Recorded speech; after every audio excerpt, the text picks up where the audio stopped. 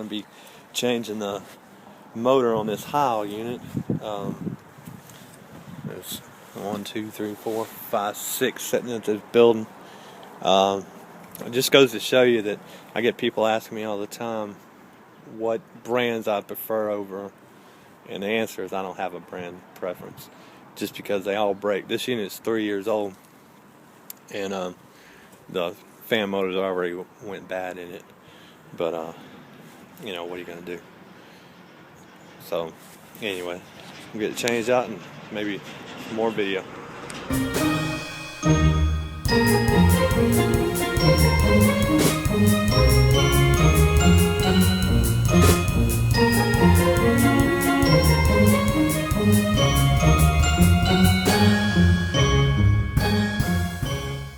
Alright, so I just pulled the motor out of the box, and I want you to look at something. I don't know if you can see it. Right there is I